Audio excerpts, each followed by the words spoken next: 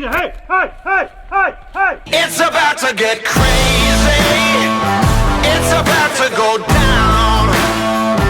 It's about to get crazy. It's gonna be loud. This is our house. We do what we wanna. We'll blow the roof up. Everybody's coming. It's about to get crazy. It's about to go down. It's about to go down. You are listening to the Gritty Podcast, where we talk about all things gritty. Life is not easy. Life isn't fair. It never was, and it never will be. A good life takes grit, because the best things in life come from hard work, sacrifice, resolve, determination, and perseverance. Because grit means never quitting. It means coming back time and time again until you succeed. So on this show, we talk hunting, we talk outdoors, we talk conservation, we talk family and life. We talk fitness, and we talk strength, strength of body, strength of mind, and strength of character. Prioritize who you are and who you want to be. Get gritty, because life isn't fair, and a little grit can make all the difference.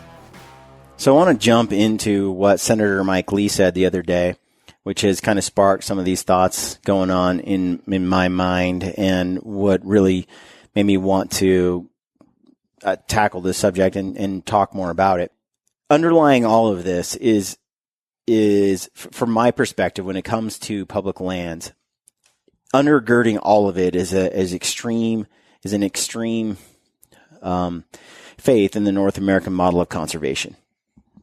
And for those that are listening and don't know what that really means, it's the conservation model that we have in North America, where we have massive tracts of land that is open for wildlife, and that wildlife is protected in those places, that there's tracts of land where they can be hunted, but they're managed in those places, where we limit the amount of animals that can be harvested in these places. We manage predator populations to protect ungulate populations. We do all these things to manage wildlife resources. And then we do things to protect them. We have the Environmental Protection Agency and other things that we have in place. And this model of conservation, what that is we have demonstrated is the most effective model of wildlife conservation in the world, without a doubt. To have as many people as we do here in the United States, and to have the wildlife that we do in the abundance we do, is a remarkable testament to the model that we have. Mm-hmm. The question is, will that model be impacted if we transfer public lands into state control? And I believe that it's true that would be detrimental long term to the wildlife. And I'll explain that in a moment and explain why I believe that's the case.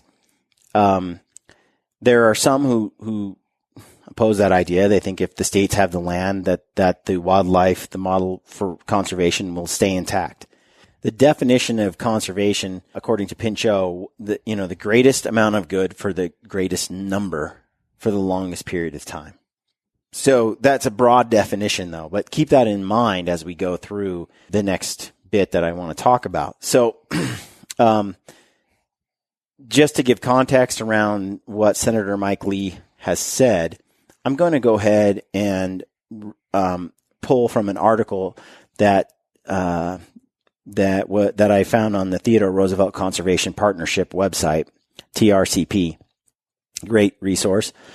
And it says, Utah senator compares America's public lands to elite playgrounds, and we're not having it. So this article talks about the claims that were made by Senator Mike Lee, and it goes like this. On June 29, Senator Mike Lee, Republican of Utah, addressed a conservative public policy think tank with an impassioned speech about the tyranny of the federal government and 3 pieces of legislation aimed at selling off developing America's public lands. In his monologue, Lee equated modern-day public lands in America to feudal England's royal forests, which provided game and amusement to the landed gentry while the peasants starved. It says, perhaps Senator Lee should study the evolution and the philosophy behind America's public land system, which was created to be the exact opposite of England's. Theodore Roosevelt felt that all Americans should have the chance to prove themselves in the wild as he had done after the death of his wife and his mother, and enjoy the resources that forests, rivers, mountains, and prairies could provide. The North American model of wildlife conservation comes from Roosevelt's vision and continues to govern wildlife management by several key tenets, with the most fundamental being that our fish and wildlife belong to all Americans, not governments, not private landowners or corporations. They must be managed in a way that sustains fish and wildlife populations in perpetuity. So that's the other part of it. Each citizen has an opportunity under the law to hunt and fish in the United States, and we have more than 600 million acres of public lands open to everyone to do just that. Yet Senator Lee laments that public lands have somehow become the play areas for a select few. And I don't know what he's talking about, Senator Mike Lee, because I'm able to go, and I do it every year, across all the western states. I traverse across thousands and thousands of acres of public land that anyone from any part of this country can go and take part in. You can raft it, you can bike it, you can camp on it, you can hike it, you can paraglide, whatever. You can do these things. You can just go fish hang on out. it. You can hang out. You can camp on it. There's all these things that you can do as an American on these public lands. They're not restricted. Now, are they restricted from you building a house on it? Yes, and we'll get to that. The modern public land system dates back to the days of Theodore Roosevelt, who set aside about 230 million acres of national parks, refuges, and forests during his presidency. He did it to conserve wildlife, protect water quality, ensure that the nation had sustainable supplies of raw materials like timber, and give all Americans the ability to get outside and test themselves in nature. Roosevelt did not see this as socialism. He saw it as fundamentally democratic. When speaking of the need for conserving our natural resources, Roosevelt stated, "Our duty to the whole, including the unborn generations, bids us restrain an unprincipled present-day minority from wasting the heritage of these unborn generations. The movement for the conservation of wildlife and the larger movement for the conservation of all our natural resources are essentially democratic in spirit, purpose, and method." Some people have written in and said, you're promulgating a socialist agenda. As Theodore Roosevelt has just stated, for him, he's like, this is not socialist, a social agenda. This is democratic in spirit, purpose, and method. Today, America's public land system is the envy of the world and part of what makes our nation unique. Every American, regardless of class or economic status, can fish, hunt, hike, bike, camp, or paddle on the 640 million acres that they collectively own. These lands form the backbone of the $887 billion outdoor recreation economy, employing more than 7 million people and generating more than $100 billion in tax revenues every year, thanks to the excise tax and license fees that all hunters and anglers pay. America boasts the best managed fish and wildlife in the world. Let me read for you the definition here where we talk about democracy. Constitutional democracy. The powers of the majority are exercised within the framework of a representative democracy, but the Constitution limits the majority and protects the minority. So let's talk really quick about this socialism idea. First of all, let's talk about what a constitutional democracy is. The powers of the majority are exercised within the framework of a representative democracy. But the Constitution limits the majority and protects the minority. So basically, it's majority rules, except that there's a constitutional document that protects people that kind of overlays the majority rules concept, usually through the enjoyment by all of certain individual rights. So everybody gets a certain amount of rights per the Constitution, whether you're the minority or the majority. Things like freedom of speech or freedom of association, or freedom to have clean water, wildlife, and wild places. Today, America's public land system is the envy of the world and part of what makes our nation unique. Every American, regardless of class, economic status, can fish, hunt, hike, bike, camp, or paddle on the 640 million acres that they collectively own. And one of the comments that was made to me, many of the hunting personalities who have expressed strong opinions against public land transfer have simultaneously resisted the idea that they are promoting socialism. what I keep hearing from people who write in and who are talking to me, they're like, it's not right for the government, for the federal government to own this much land. That doesn't make sense, because it's not that the government owns the land. The people own the land, not the government. The government doesn't own it. The people own it. We, the people, own it. And that's a big difference between that and the King of England. It's also a huge difference between socialism and democracy. So what we're saying is that every American has the right to own and access a certain portion of this country as publicly and collectively owned. That's not socialism. Socialism is taking from, you have two class of people. You have the haves and the have-nots. And you're taking away from the haves and redistributing to the have-nots. And the idea that was proposed to me was that because I am pro-federal public lands, that means I'm promulgating a socialist agenda where basically I'm saying we can't allow wealthy people to own the land. We have to have the government own it to protect the poor people so they can access it. No, that's not it. That's a complete incorrect assessment of what I'm saying. What I am saying is that the people own the land and the government holds it in trust and acts. We have congressmen that we vote into office that act on our behalf, that decide how we use these public lands. When you say the federal government owns, it's not right for them to own all this property, that's a false statement. They don't own it. Every American citizen owns it. If it were like the King of England, then that would be a correct statement. If we had a government like the King of England where, okay, you're saying it's not right for the King of England to own that much land because the King of England restricted access. The King of England said, no, you can't use this land. In America, that's not what we have. Americans have the right to access these public lands and use them. Everyone, regardless of your economic status, your race, regardless of everything, you have the right to this bit of land. It's yours. There's some things in America that make you very American or very American ideas. And we're very proud of them and we will fight for them. The freedom of speech, for instance. We'll go toe to toe and we'll die. That is a hill that most Americans will die on. Following that, the Second Amendment. Most Americans will die on that hill. Yep. And when we're born, we're given those.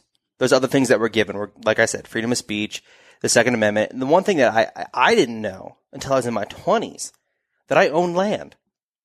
Didn't know that. Had no idea. But you still used it just like, oh, we're going here and we're going there and we're climbing went camping, this mountain. we went and fishing. Yeah. And it's like, who is that? You just thought it magically just sat there. Yeah. It's just all this land that's just there. But that only But it's happens not. to you as an American. Like, people can come and they can enjoy it and whatnot. But what I'm saying is we have things that are given to us at birth because we're American citizens. Yes.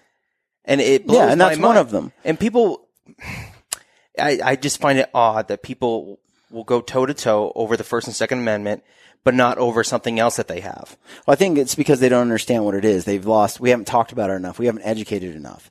But the idea that publicly owned property that's owned by all American citizens, the idea that that is socialism is ludicrous to me.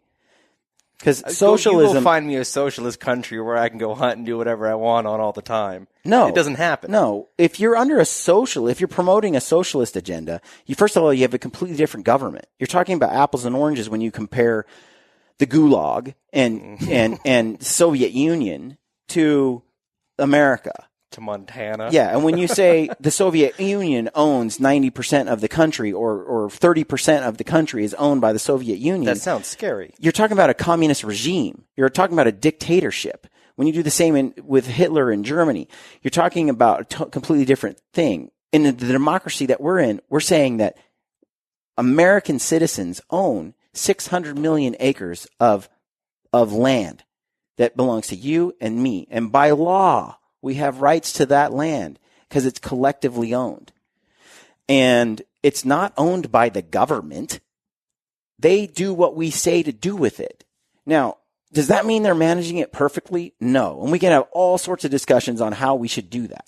But the idea that somehow, like, if we transfer it to states, it'll be managed better, that's a false hope. Every little bit of history says otherwise. Yeah. Every opportunity that a state's been given, they have failed. one of the articles in here, one of the comments to me was, I don't see how, if you transfer the lands to the states, that they're not just going to manage it better. There's some real world mathematics that if you apply to that, it's very quick to see that the states can't afford the land. They can't afford to manage it. As soon as we just had a fire up here the other day. Yep. They're grabbing water out of Strawberry Reservoir and they're dumping it on this huge fire. Mm-hmm. To fight a fire on public land costs millions and billions of dollars. That would bankrupt most states that are basically on the verge of fiscally being able to pay all the bills and do all the things they need to do anyway. Their budgets are already strapped. And there were some studies done by PhDs and very knowledgeable people. And Randy Newberg talks about this on a series of podcasts that he's done and video. The studies were in depth, and they showed that in order for Utah to acquire the lands, the state lands, and actually manage them, that gas would have to sell for $70 a barrel.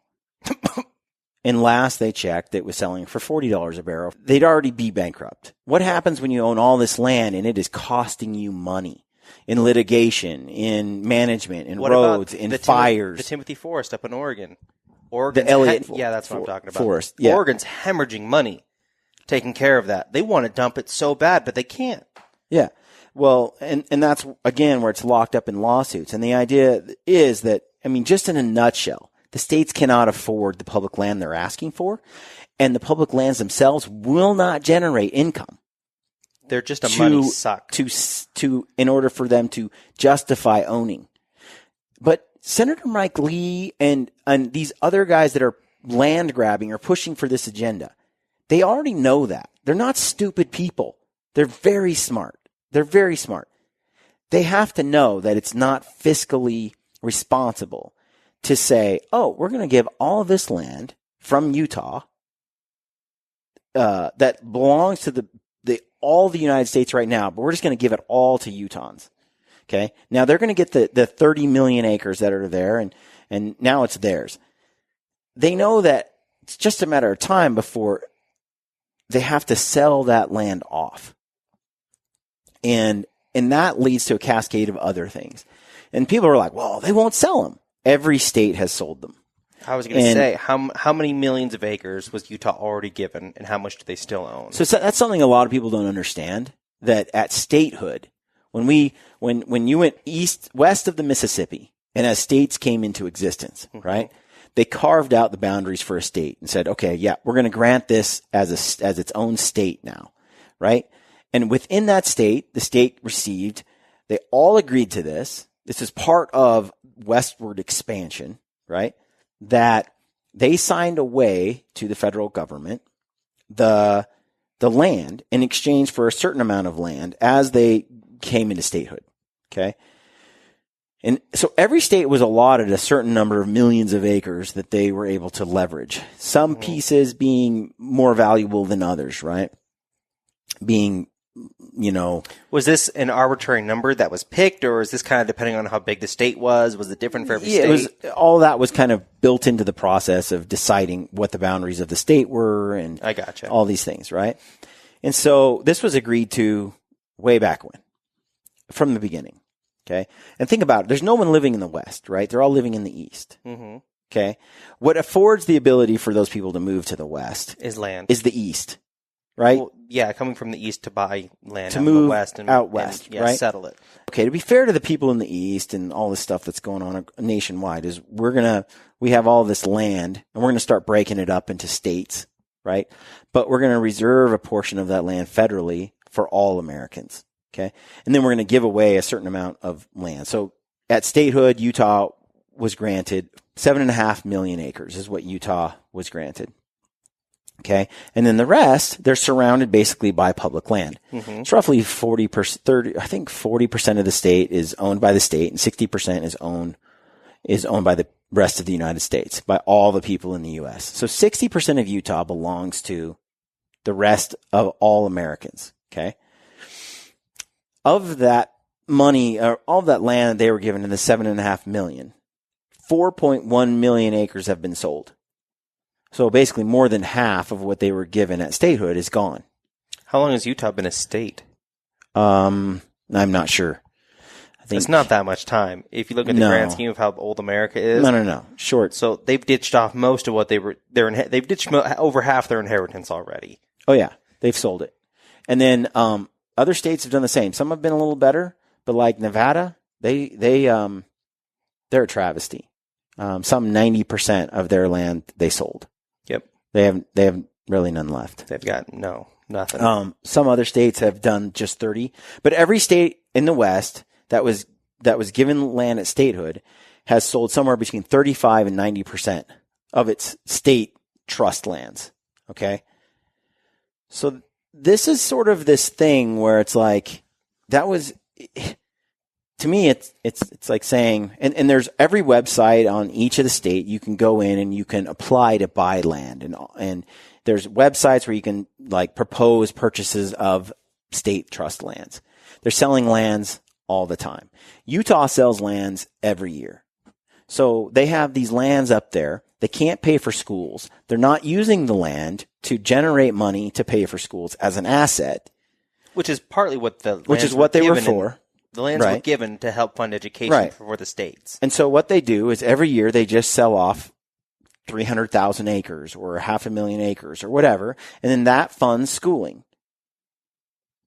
That's absolutely stupid because over time you're just bleeding away your asset. You're not using it to generate income. You're just selling it off to pay for short-term gains. That's like covering up a cut with the towel rather than just stitching the darn thing closed. It's not. Eventually, you're going to run out. But that is the model that most states have adopted: is selling off their public lands, because it addresses the issue now. It's an easy deal. You sell it, and then you're good to go for the next year, 2 years, whatever. But it's not actually using the land. So the idea that if you take federally managed public lands and you give them to the state, the idea that they're not going to continue to just in 100 years, 200 years, liquidate them, that's just absolutely absurdly false. That's what they have done up until now. The idea that they're somehow smarter or wiser and will use them differently, no. They're not under the same laws that federal public lands are under. Federal public lands need to be managed for the whole and for everyone for multi-use. State laws generally state that the land has to be earning money. Mm-hmm. And if it's costing money, it's sold. So in a nutshell, it kind of gives you an idea of this whole thing. But here's the thing that really chaps me. One of the things, because there's a lot. I was going to say, just the one. This idea right here. A lot of the people that live in Utah that are behind Mike Lee, they're like, look, this is our land that the federal government took from us, and we want it back. And that's what Senator Mike Lee says. And he's like, he preaches this sense of entitlement to Utahns and says the government stole your land and you should have it back. It belongs to you and we should be allowed to do what we want with it. That's a total revisionist history of reality. Mm-hmm. That is complete lie. That land was never part of Utah trust lands. At the time that Utah came into existence, those lands did not belong to Utahns at that time. They belonged to the entire population of the United States. Everyone. They belong to all Americans. So the idea that somehow the government stole that from you and it belonged to Utahns is just absurd. That's not how it went. That's not how it happened. And the idea that because you live next to these lands and they're inside the Utah state border, they somehow belong to you? How is that fair to everyone in New York and Pennsylvania and Florida and everywhere Midwest and east of the Mississippi? How is that fair to those Americans who should get to have ownership in those lands? And when you talk about the percentage of Utah that is owned by Utah, that percentage is roughly the size of most eastern states. They're not getting screwed by any means. Their Utah land is not a small place. The land they own is roughly the same size as half the other states. And dude, that's other 60%. they benefit from because they're surrounded by all this awesome public land. And as we discussed earlier, revenue, income, all kinds of states that are surrounded by public land are wealthier and better off than states that are not. Mm-hmm. And yet they're crying, woe is me, and I need this land, and it rightfully belongs to me. It's not how it works. It's a deceitful narrative that they push. Oh, it's a total lie. And so the question is, I mean, we can debate whether or not it's better to have them federally managed or whether it's better to have them state managed. As I said before, I feel that state management of public lands isn't real management. It's not exploitation and then sell. It's not sustainable. And it also rips off all American citizens. And I hear this statement that the federal government owns like most of the West, like 50% of the West. And they don't own any land in the East. And people will mention stuff like Pennsylvania. No one owns Pennsylvania except private people. Where do you hunt in Pennsylvania? Where do you go fishing in Pennsylvania? Not on public land. And they'll say, no one owns Texas. And that's a favorite thing that people say. No one owns Texas. It's all owned privately. Yeah, which means you got to pay $400 to $900 to go use it. Right. Using that language, though, they make it sound like this. They say politicians you're the one being cheated. Politicians like Senator Mike Lee says, the feds only own 2% of Texas. We need to make the rest of the country like Texas. They make it sound like Texas is owned by we the people. We the people of Texas own it. No. We the people of Texas don't own it. People in Texas own it. Like individuals, they own it. Some person owns it, but not we the people of Texas. They do not own it. How much do Texans own? They own 2%? Texas is huge. Yeah, 98% of Texas is private, roughly. So that means only 2% is public land. And that's a gigantic... Texas is like, seriously, it's a third the size of America or something insane. Yeah. It's huge. So this thing where I just feel like there's a huge distinction between it's owned by the people, it's owned by people versus it's owned by the people. And they say it's owned by the people. No, it's owned by people. Totally different thing. The people and people are a major difference. And then it says there's a huge distinction. I said it'd be more honest for those politicians to say 90% of Texas is private and you have to pay to play if you want to access it. That is a more accurate statement than the federal government doesn't own Texas. But that's not what they say. And so I feel like it's just a trick to rob people of their public lands. Mm-hmm. They're not being honest in their narrative. And when you approach something so dishonestly, you have to ask, what's their agenda? Is it because they really they care about wildlife and they really care about people having land for them and all that kind of stuff? Is it really that? Well, why would you say that it's equivalent to the King of England owning the land when it's not? It's not like that at all. It's because it's a two-faced, bold-faced lie that just burns me up. Well, how's the wildlife doing in Texas? Don't they have like a giant, massive pig problem? For sure, Texas is not the model of conservation. No, I mean, it's not. And it's fenced from end to end. There's no migration. There's tons of like high ranch farms where there's lots of exotic animals that should never have been imported that are taking over huge swaths of Texas. I mean, and that's because it's private. The state can't manage it. Yeah, I mean, there's probably some laws in place, state laws, so forth. But for the most part, yeah, it's private land, so people can do with what they want with their private land. And Texas thinks it's its own country, so it basically kind of does what they want down there. They're very libertarian, just let people do what they want, which is cool to an extent.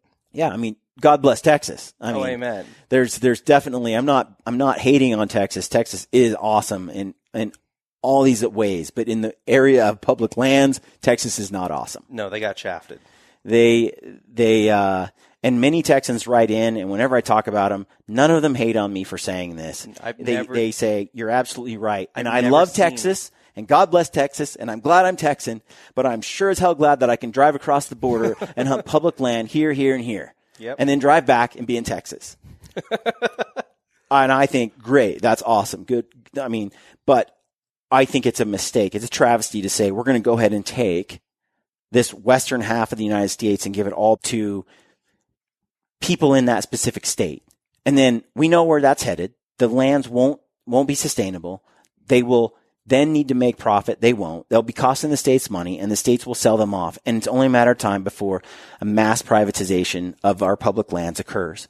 Now, there are people who brought up to me, what's so wrong with that? Big deal. Private property is a fundamental American right. The right to own land and develop it and make it better and so forth. That is a fundamental American right. And I'm not going to disagree with that. And I totally agree with that. But this is my stuff and my property. Get off of it. I own it. amen. All American. And I firmly believe that. But here's the deal. I also believe that there are wild places and public land in places that are not part of private property that belong to the whole nation. And it seems foolish to me to take away the collectively owned entire portion of this free land that I get to traverse on and exchange it for just the one model of, hey, we get to all own our own private property and do whatever we want with it. That model leads to no wild places. Absolutely. Absolutely. It also leads to only the wealthy have access. So to you mean by having wilderness. Private land will end up like the King of England situation? Exactly. At least not like the King of England, but we'll end up like Europe in general. Mm-hmm. Or we'll end up like countries where everything is private property from one end to the other. Now, that I think, here's where I come in. We talked about Luther's Standing Bear, Land of the Spotted Eagle. We talked about how Native Americans see value in land. My question is this. The human population just keeps growing. It just keeps getting bigger and bigger. There's some, I don't know, how many billion people live on the planet now? Too many. And they say in 20, 30 years and then 60 years, the number is just astronomically growing. You look at the white man and westward expansion and how they move from the eastern to the western part of the United States. You look at east of the Mississippi and everything's developed. There's not huge swaths of open land of wilderness, right? People just built stuff whenever they acquired land. It's not until you get west of the Mississippi and even through the Midwest that you start coming on just land that's not been spoiled, right? By humans, by development. My question is how much of this country, how much of the United States do human beings have the right to inhabit? How much is that? At what point is it like, okay, this humans have taken too much. We draw the line here. Is it 1 out of every 10 acres? Is it 2 out of every 10 acres? Is it 3 out of every 10? What do we reserve for just wilderness and wild places and all the little animals that cannot withstand the city that's right here behind me and the development that's there? At what point do we take a stand and we draw a line in the sand and we say, okay, this is as far as we go. Everything else we don't touch. To me, that's what public lands are about. It's saying, okay, wilderness gets to live here too. All birds of all kinds, animals of all kinds, they get to have places where humans don't industrialize that space. And when I look at that, I was doing some math because, someone was saying that the federal government owns some like 30 or 40% of, or some numbers like 75% of all of the United States. Again, first of all, quit saying the federal government owns it. It's owned by the people, managed by the government. Me, our representatives go to Congress. We vote people in. We vote for our agenda to be met, how these lands should be used. This is our land. Mm-hmm. It's not the King of England. He doesn't sit there and lock us all out and keep it for himself. That's not how this works. Doing some math, there's something like 2.3 billion acres in America. Mm-hmm. 2.3 billion acres total, including Canada, right? And then of that, 600 million acres is public land, roughly, which comes to equal somewhere around, I think, 25%. So 25% of our country is public for all Americans to enjoy, and 75% is all up for private use. So my question is, and local use and state use, my question is 75% not enough? When you say we have the right to have private property and develop it and improve it, is 75% of this country not enough? Do we have to take more? Do we not consider the wild animals that are out there that should have contiguous land where they can migrate from one state to the next state to the next state? Because mule deer, sometimes they travel that far. You're talking about putting houses and fences and places in between and then saying, oh, it's not going to hurt the habitat or these wild places. No, it is. It is. It's delusional to think otherwise. And one of the things that came through was, well, we truly believe that there's examples in other countries like South Africa where conservation has done well. I would disagree. I would say that they're doing better. I would say that most of Africa, though, is fenced and that it benefits animals that are economically viable and does not benefit animals who are not. This is not a balanced it's not going to have ecosystem. Value. It depends. If someone's willing to pay a lot of money for it, it's doing well. Mm-hmm. Fairly well. Unless poaching it in some fashion brings you more money, exponentially more money, then it's not doing so well. Unless you have armed guards that are keeping the animal safe and protected. I wouldn't want to be a poacher in Africa, man. That's a good way just to get shot in the face. But see, that model where you're relying on public people to be just good and wholesome for nature, like one of the comments was, let's privatize the whole thing. Like, just like on the East Coast, on the West, we can just let people do whatever they want and build cities and everything else and private land develop and do whatever and let it become private everywhere. Because that's not socialism. First of all, I think that that's a very wishful thinking way of approaching, because wherever that has happened, cities have sprawled out and animals have lost. Now, there are animals who win the lottery. Like Dan Flores says in American Serengeti, there are animals who win the lottery when human cities come into being, like coyote. Oh, my goodness. Right? Coyote America. They win the lottery. The more cities, the more coyotes. Right? More humans, more coyotes. But there are other species that disappear when humans show up, that lose, that do not win the lottery with human expansion. So I feel like if you're setting aside a portion of the world as an American to be untouched, I don't think 25% is too much to ask for. I think our wildlife and our planet deserves at least 25 frickin' percent. Why do human beings get to have 75% of it? We're like a one species planet now. Well, the thing that gets me is, Brian, is that we have 75% of it, and how much of it have we actually used? Like you said, Utah still has roughly 4 million acres. Yeah. There's other states out there. They have tons of land. They haven't used that land up yet. Well, they're not using it effectively. They're not showing real management. Like, they're not turning that into revenue. Well, Instead, they're selling it. It's the easy way out. It's the easiest. It's the fastest way to make money is to sell something. But let's take a small example. Let's say you have a piece of land in Utah that's owned by the state trust land, and that land, or let's take Oregon, Elliott National Forest, right, or Elliott State Forest. I keep mixing that up. Elliott State Forest. And you take this state land and the state forest, right? And if you log it, you're going to make a lot of money. A lot of money. And you're going to be able to pay for schools.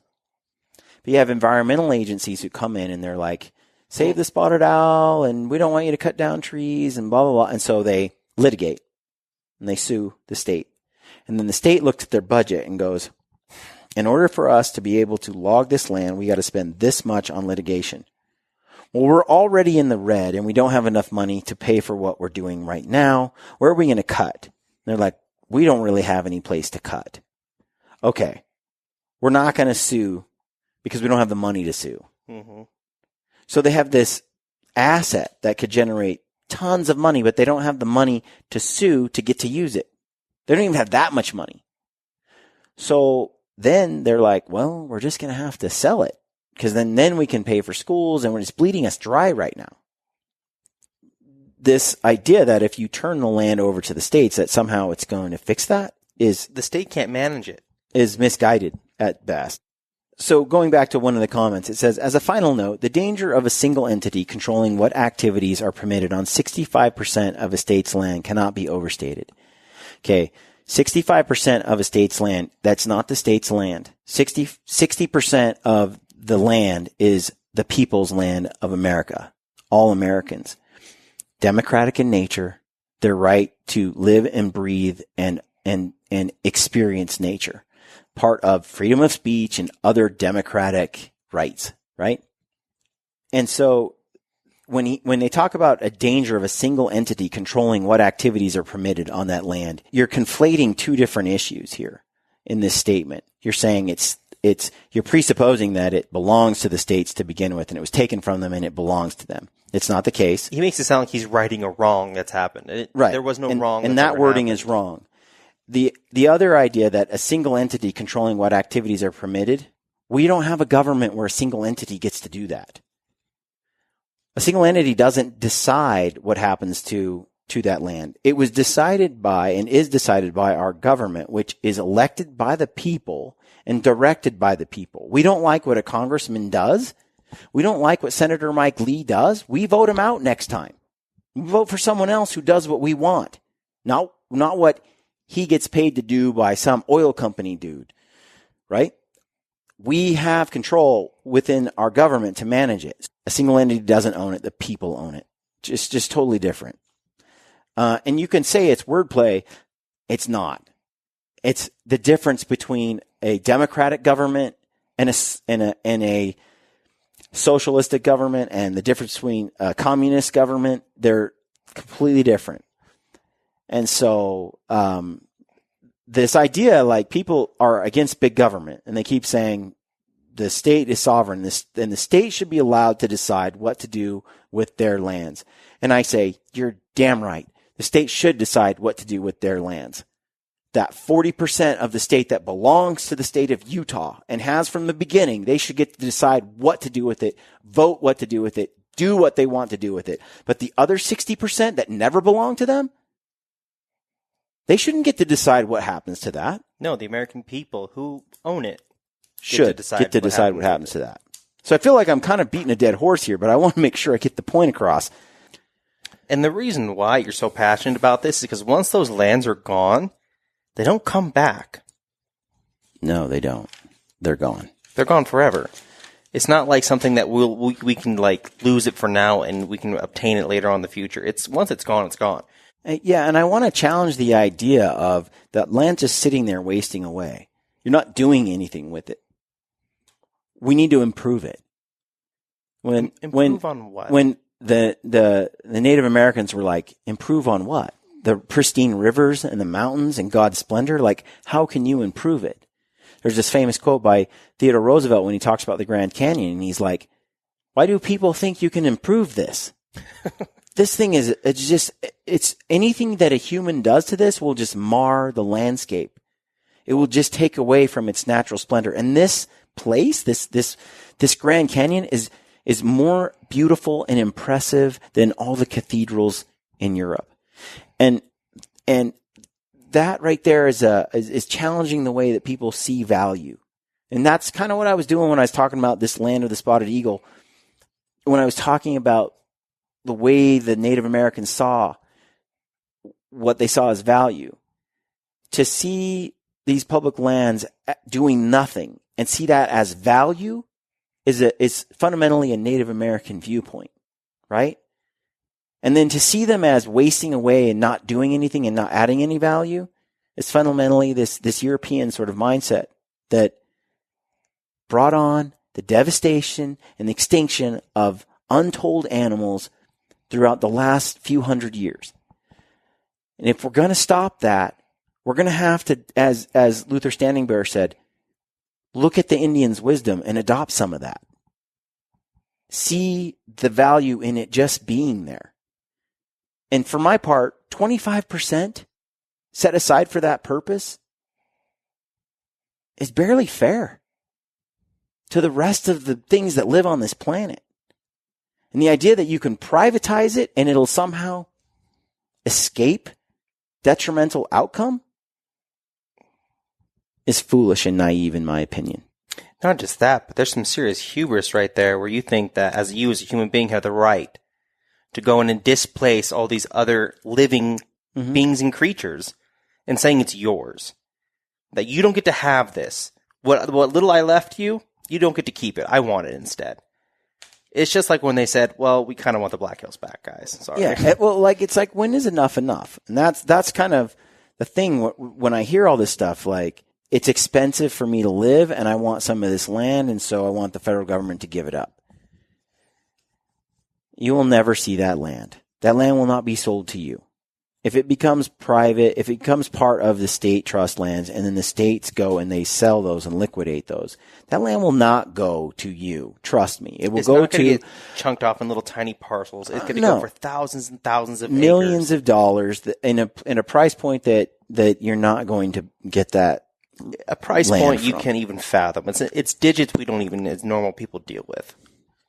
Theodore Roosevelt did much for conservation, and nobody argues that. Nobody disputes it. There were chains of islands that he saved, swaths of land where nesting birds congregated, where seals were, where marine wildlife in Hawaii lived, and he took these lands and he made them these refuges. And everybody screamed, socialist, socialist, socialist, and said that was socialism. We have a right to own that land, make it private. And in his wisdom, he saw that land in a different light. He saw it as something that needed to be preserved and owned by all the people collectively. And here's a quote that he left in April 24th, 1903, around when he gave the speech, when he laid the cornerstone for the gateway to the Yellowstone National Park. And he says, "The Yellowstone Park is something absolutely unique in the world, so far as I know. The scheme of its preservation is noteworthy in its essential democracy." There's that word again, democracy. "This park was created and is now administered for the benefit and enjoyment of the people. The only way that the people as a whole can secure to themselves and their children the enjoyment and perpetuity of what the Yellowstone Park has to give is by assuming the ownership and the name of the nation, all the people, and by jealously safeguarding and preserving the scenery, the forests, and the wild creatures. The only way that the people as a whole can secure to themselves and their children the enjoyment in perpetuity of what the Yellowstone Park has to give is by assuming the ownership and the name of the nation, and by jealously safeguarding and preserving the scenery and the forests and the wild creatures." Could you imagine if they try to sell off like a third of Yellowstone Park, what would happen? Well, the thing is people are like, okay, let's protect Yellowstone. Do you realize how small that is in the scheme of things? If you're like, we're going to set Yellowstone aside for nature, but we're going to take everything surrounding it. We're going to take all the other like 600 million acres or whatever that's out there. You don't understand that nature doesn't work that way. You can't keep chipping away at it and turning it into industrialized, commercialized places and expect nature to survive. Nature was never meant to be in a city. What we do to nature is not natural. And by doing what we do, we wipe out huge parts of it. But what I like about what he says is the only way the people as a whole can secure for our children now and for the enjoyment and perpetuity, meaning forever, meaning throughout ages, of what the Yellowstone Park has to give is by assuming the ownership in the name of everyone, by collectively owning it, which is a democratic idea, not a socialist. When you talk socialist, we're going to take from the rich and give to the poor. We're going to redistribute wealth. This isn't a redistribution of wealth. This is granting rights to all Americans, to this piece of nature, to breathing clean air, to having clean water, to having these resources. We're saying it belongs to everyone. That's democratic. This belongs to we the people, not people. We're not saying this belongs to some people. It belongs to we the people of the United States. So I get tired of hearing people like Senator Mike Lee rewrite history and try to tell me that these federally public lands are owned by the King of England and that we don't have access to them and they're being hoarded by the federal government. It's just a bold-faced lie. I have such a hard time with this. No one will ever pick up on that, Brian. I promise.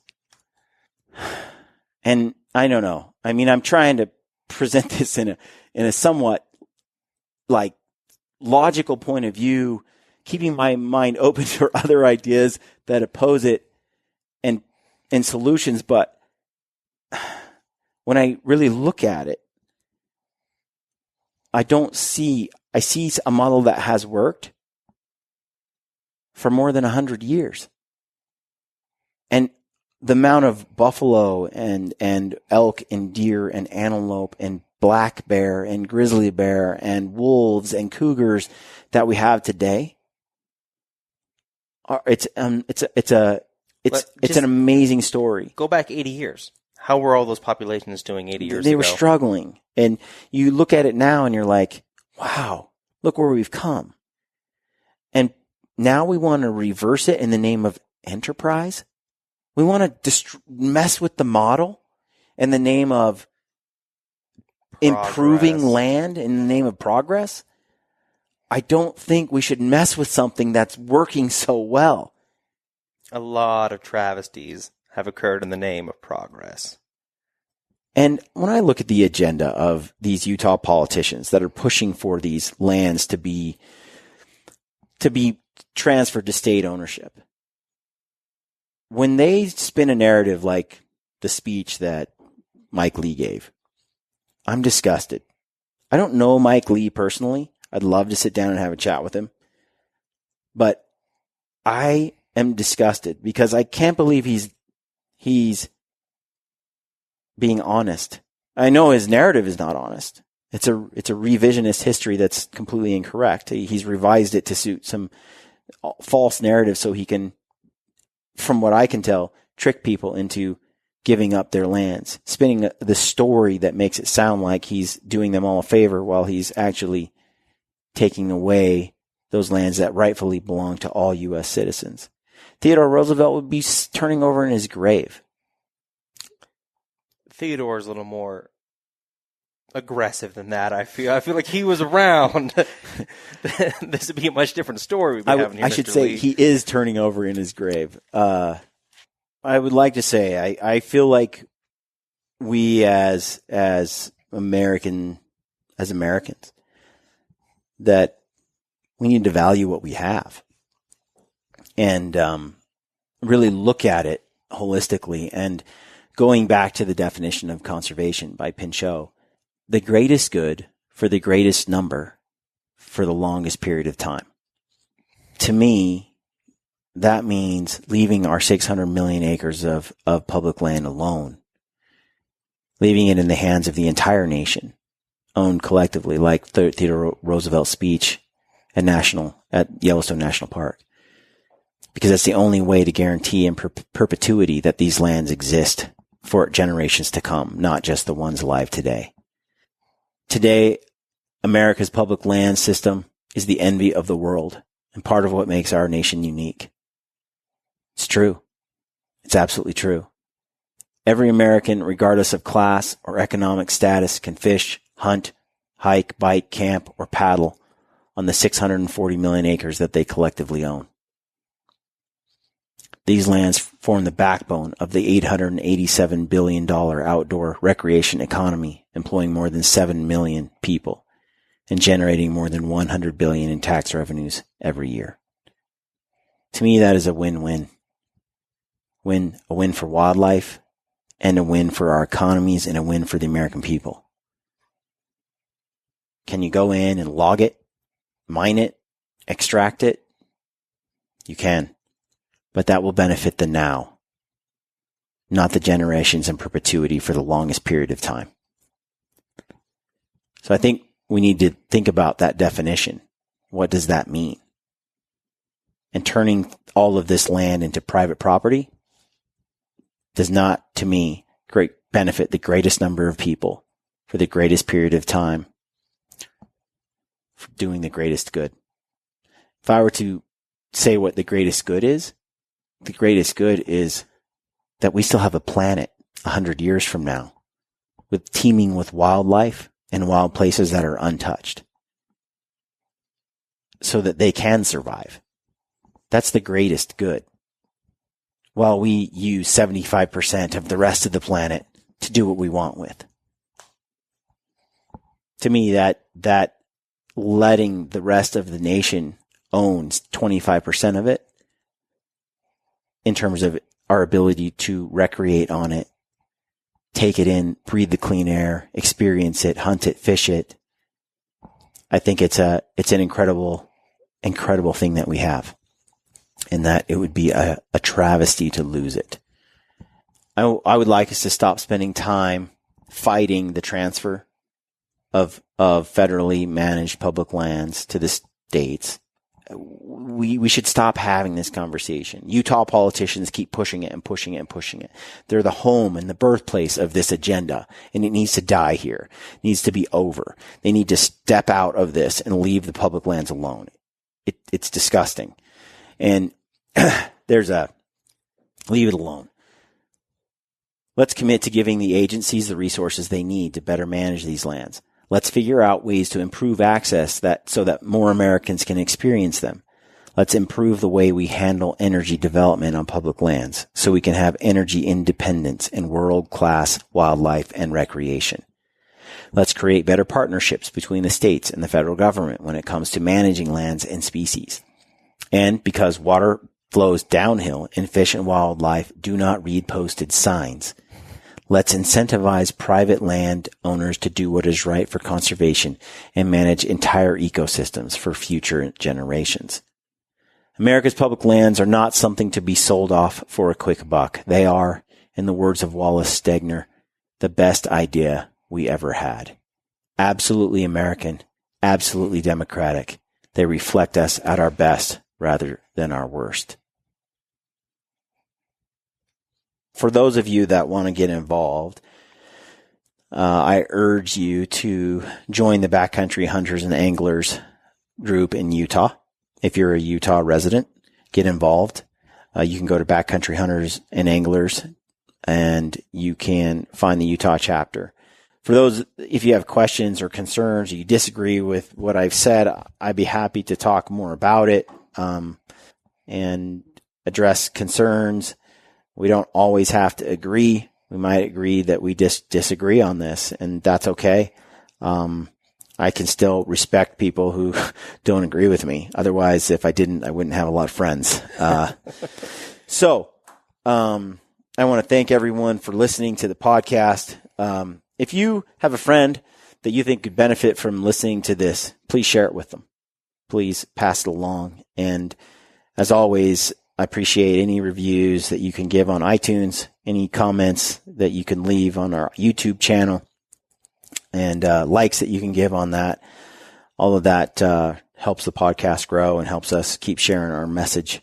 So I'm just going to close with this last quote from Luther Standing Bear. He said, "There was a great difference in the attitude taken by the Indian and the white man toward nature. And this difference made of one a conservationist and of the other a non-conservationist of life. The Indian, as well as all other creatures that were given birth and grew, were sustained by the common mother, earth. He was therefore kin to all living things, and he gave to all creatures equal rights with himself. Everything of earth was loved and reverenced. The philosophy of the white man was things of the earth, or earthy, to be belittled and despised, bestowing upon himself the position and title of a superior creature. Others to the scheme were, in the natural order of things, of inferior position and title, and this attitude dominated his actions toward all things. The worth and right to live were his, thus he heartlessly destroyed.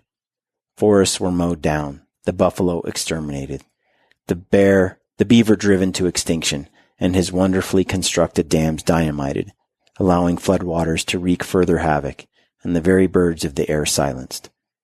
Great grassy plains that sweeten the air have been upturned, springs, streams, and lakes that lived no longer ago than my boyhood have dried, and a whole people harassed to degradation and death. The white man has come to be the symbol of extinction for all things natural to this continent. Between him and the animal there is no rapport, and they have learned to flee from his approach, for they cannot live on the same ground.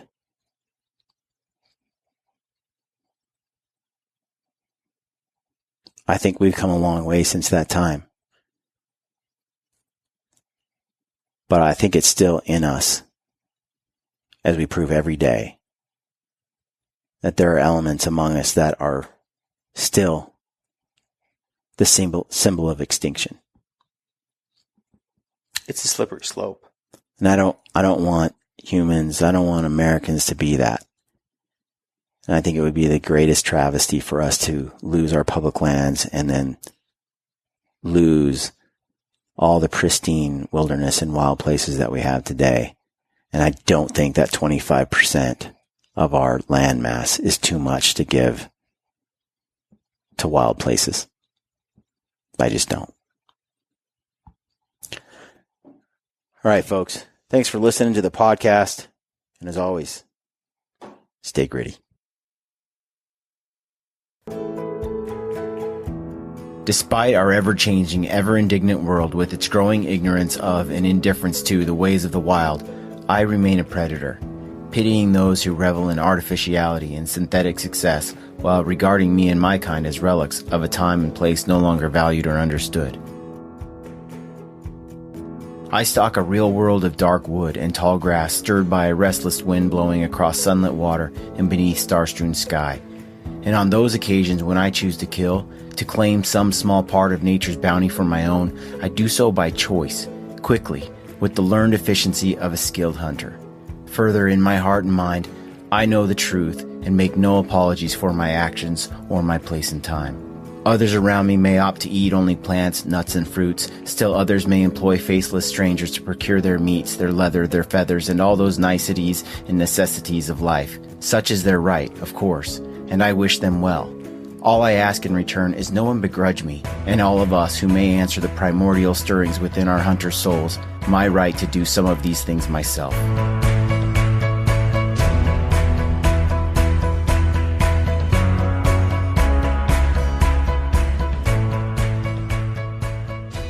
What you just heard is a quote from M.R. James. We truly live in a world that is largely ignorant and indifferent to the ways of the wild. And although some regard us as relics of a time and place no longer valued or understood, we have the opportunity to change the way these people view the hunter and the hunt. We can share our experiences and nature's bounty with those who employ these faceless strangers. And by so doing, we make a difference, not just for ourselves, but for the wild animals and the wild places we care so deeply about. Never stop sharing your passion for hunting and the outdoors. Our wild animals and our wild places depend on it. This is Ty Stubblefield, and you're listening to The Gritty Bowman. Gritty Bowman.